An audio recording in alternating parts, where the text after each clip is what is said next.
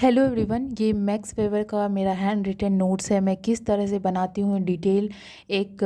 Notes, क्योंकि आप इसके बाद आप पीएचडी में जाओगे या फिर आप लेक्चर आर में ज्वाइन करोगे तो आपको आपके पास नोट्स होना चाहिए, जिससे आपको बहुत इजी हो जॉब में या फिर आगे भी कॉन्सेप्ट क्लियर हो और आपके पास और कभी भी रिवीजन या फिर कोई कन्फ्यूजन हो तो आप उस नोट्स का रेफरेंस लेकर यूज कर सकते हो, अपने कन्फ्यूजन को दूर कर सकते हो। आप उस समय बैठ के नोट्स नहीं बना सकते हो, तो इसीलिए आप जब तैयारी कर रहे हो तभी आप है ना ये इस तरह के नोट्स बनाओ, डिटेल नोट्स, और एक नेट के पर्सपेक्टिव से भी अपना नोट बनाओ जो की पॉइंट हो, फैक्ट बस आप उसमें लिखो। तो आप देख रहे होगे कि मैं किस तरह से नोट्स बनाती हूँ। सबसे पहले हम लिखते हैं क्या क्या इस अंदर डील हम लोग करेंगे, उसके बाद एक एक करके मैं सारे नोट्स में एक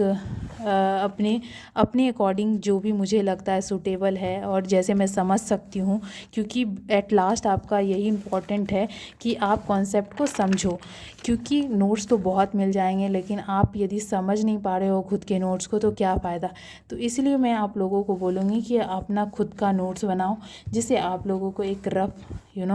एक बाद में आपको बहुत ज़्यादा हेल्पफुल हो कॉन्सेप्ट क्लियर करने के लिए। जब आप सोशियोलॉजी को ले ही लियो तो अच्छे से आप इसके साथ जस्टिस करो।